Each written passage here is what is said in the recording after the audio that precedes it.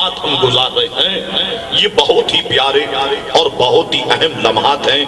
اس لیے میں نے خطبہ شریف کے بعد جو آیت مقدسہ تلاوت کی ہے وہ میلاد شریف سے متعلق ہے۔ ایک جگہ پچھلے سال جب میں آیا، ایک مسجد میں تقریر تھی، محدود سا وقت ہوتا ہے، محدود سی گفتگو کی تھی۔ ہمارے حاجی فاروق صاحب نے کہا تھا کہ تشنگی رہ گئی ہے اور ان کی خواہش کہ دوبارہ سے اس تقریر کو کیا جائے، اور جو تشنگی رہ گئی ہے وہ نہیں رہنی چاہیے۔ تو اس لیے میں نے خطبہ شریف کے بعد اسی آیت مقدسہ کو دوبارہ تلاوت کیا ہے۔ بے شمار باتیں میرے ذہن اور میرے دل میں ہیں، دعا کریں اللہ سے کہ وہ ساری باتیں میں آپ کی خدمت میں پیش کر دوں۔ برادران ملت، جو آیت مقدسہ میں نے خطبے کے بعد تلاوت کی ہے، اللہ اکبر، وہ آیت مقدسہ ہے کہ جس میں اللہ تبارک و تعالی نے اپنے پیارے حبیب کریم علیہ السلام کی 5 نعتیں بیان فرمائیں۔ اور میں کہتا ہوں جتنے بھی مسلمان ہیں اگر وہ بنظر عشق، بنظر محبت قرآن مجید و فرقان حمید کا مطالعہ کریں تو الحمدللہ ثم الحمدللہ قرآن مجید و فرقان حمید الحمد کے الف سے لے کر والناس کے سین تک، شروع سے لے کر آخر تک ہمارے نبی کریم علیہ السلام کی نعتوں کا ایک حسین گلدستہ ہے۔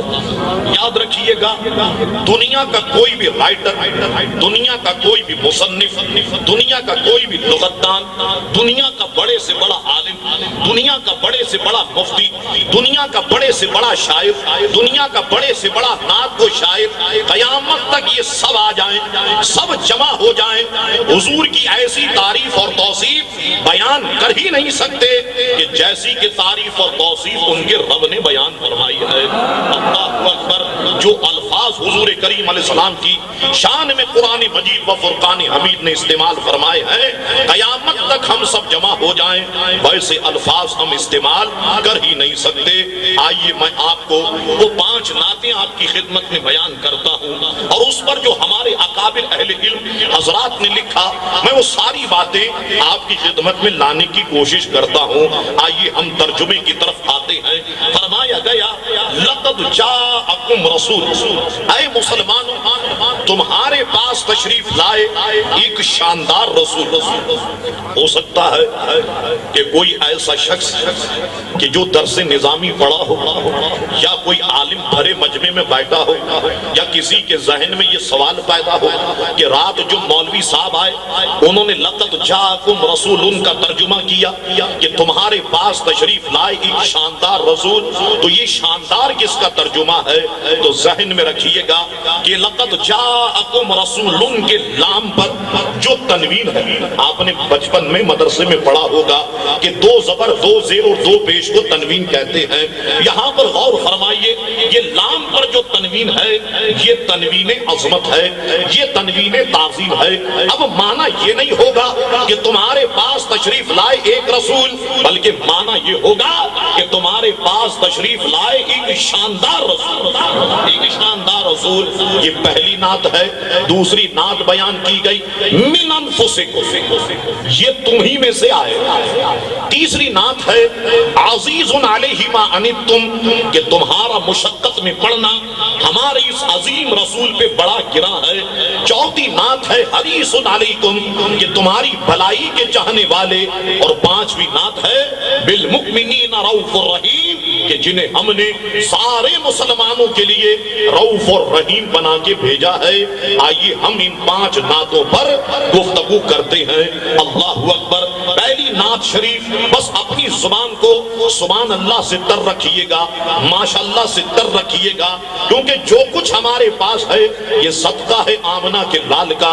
اگر پیارے مصطفیٰ نہیں ہوتے، یاد رکھنا ہمارا وجود ہی نہیں ہوتا، نہ ہمارا جو ہے کچھ سلسلہ آگے بڑھتا۔ یہ سب صدقہ ہے آمنہ کے لال کا۔ تو اگر ہم نے اس زبان سے اپنے حبیب کا ذکر کر لیا تو یقیناً یقین جانیے گا کہ ہم نے بہت بڑی عبادت جو ہے اس مجمع میں بیٹھ کے کر لی۔ آئیے ہم پہلی ناز شریف کی طرف بڑھتے ہیں، میری طرف دھیان دیجئے، فرمایا گیا لقد جاءکم رسول، اے مسلمانوں تمہارے پاس تشریف لائے ایک شاندار رسول، ذرا دھیان دیجئے دوبارہ سے، فرمایا گیا لقد جاءکم رسول، اے مسلمانوں تمہارے پاس تشریف لائے ایک شاندار رسول، تیسری بار پھر سن لیجئے لقد جاءکم رسول، اے مسلمانوں تمہارے پاس تشریف لائے ایک شاندار رسول۔ دیکھیے بار بار فرمایا جا رہا ہے، بار بار کہا جا رہا ہے تمہارے پاس تشریف لائے، تمہارے پاس تشریف لائے، تمہارے پاس تشریف لائے، آخر جب بار بار کہا جا رہا ہے تو کوئی نہ کوئی تو حکمت ہوگی، اور بے شک قرآن کے ہر حرف میں کوئی نہ کوئی حکمت اور کوئی نہ کوئی راز جو ہے وہ پوشیدہ ہے۔ اب بار بار تو یہ کہا جا رہا ہے تمہارے پاس تشریف لائے، تمہارے پاس تشریف لائے، کیا کبھی آپ نے اس پر غور کیا کہ یہ بار بار کیوں کہا جا رہا ہے؟ آئیے اس کو ذرا میں بہت آسان انداز میں سمجھا دیتا ہوں۔ بالفرض کل اگر اسلام آباد میں سوزوکی وغیرہ میں لاؤڈ اسپیکر رکھ کر کے یا مساجد کے ذریعے سے یہ اعلان کیا جانے لگے کہ فلاں عالم صاحب اسلام آباد تشریف لائے، فلاں مفتی صاحب اسلام آباد تشریف لائے، فلاں ڈاکٹر صاحب یا حکیم صاحب اسلام آباد تشریف لائے، مجھے بتائیے یہ اعلان سننے کے بعد کیا آپ کا ذہن اس طرف نہیں جائے گا کہ شاید یہ عالم صاحب پہلے کہیں اور رہتے ہوں گے، کراچی سے آئے ہوں گے، حیدرآباد سے آئے ہوں گے، مانسہرہ سے آئے ہوں گے، احمد آباد سے آئے ہوں گے، کیونکہ آتا وہی ہے کہ جو پہلے کہیں رہتا ہو۔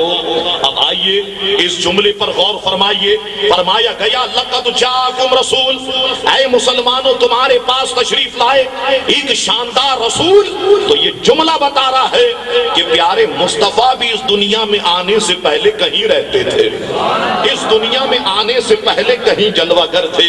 ایک صاحب کہنے لگے شاہ صاحب یہ بتائیے اس دنیا میں آنے سے پہلے حضور کہاں رہتے تھے؟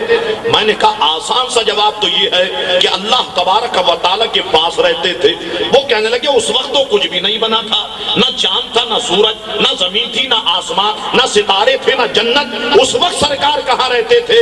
میں نے کہا اللہ کے قرب خاص میں رہتے تھے۔ وہ کہنے لگے کیوں رہتے تھے؟ میں نے کہا گویا رب یہ فرماتا تھا اے محبوب میں تجھے دیکھوں تو مجھے دیکھے، میں تیرا دیدار کروں تو میرا دیدار کرے، جیسا تو مجھے دیکھے ویسے کوئی دوسرا دیکھنے نہ پائے، اور جیسا میں تجھے دیکھوں ویسے کوئی دوسرا دیکھنے نہ پائے۔ اللہ اکبر۔ فرمایا گیا لقد جاءکم رسول، اے مسلمانوں تمہارے پاس تشریف لائے ایک شاندار رسول۔ یاد رکھیے گا کہ سب سے پہلے اللہ تبارک و تعالی نے اپنے حبیب کریم علیہ السلام کے نور کو پیدا فرمایا تھا۔ سب سے پہلے اللہ تبارک و تعالی نے اپنے حبیب کریم علیہ السلام کے نور کو پیدا فرمایا۔ ترمذی شریف کی حدیث ہے، حضرت جابر رضی اللہ تعالیٰ عنہ اس حدیث شریف کے راوی ہیں، عرض کرتے ہیں یا رسول اللہ متى وجبت لک النبوہ، یا رسول اللہ یہ فرمائیے کہ آپ پر نبوت کب واجب ہو گئی، آپ پر نبوت کب لازم ہو گئی؟ تو حضور کریم علیہ السلام نے ان کے جواب میں فرمایا کنت نبیم و آدم بین الطین والماء، میں اس وقت بھی نبی تھا جب آدم پانی اور مٹی کے درمیان میں تھے، کنت نبیم و آدم بین الروح والجسد، میں اس وقت بھی نبی تھا جب آدم روح اور جسم کے درمیان میں تھے۔ یاد رکھیے گا یہاں پر، اور یہ مسئلہ اپنے ذہن میں رکھیے گا، عقیدے کا مسئلہ یہ ہے کہ بعض لوگوں کا نقطہ نظر یہ ہے کہ نبی کو نبوت تو 40 سال کے بعد دی جاتی ہے۔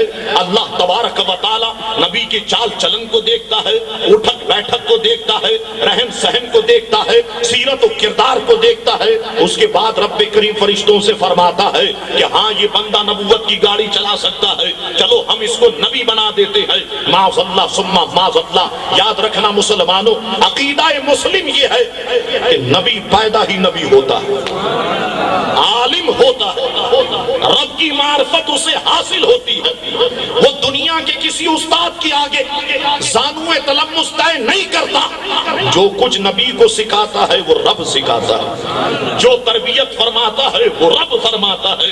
اللہ اکبر۔ آئیے میں اسے جو ہے ہو سکتا ہے کوئی یہ کہے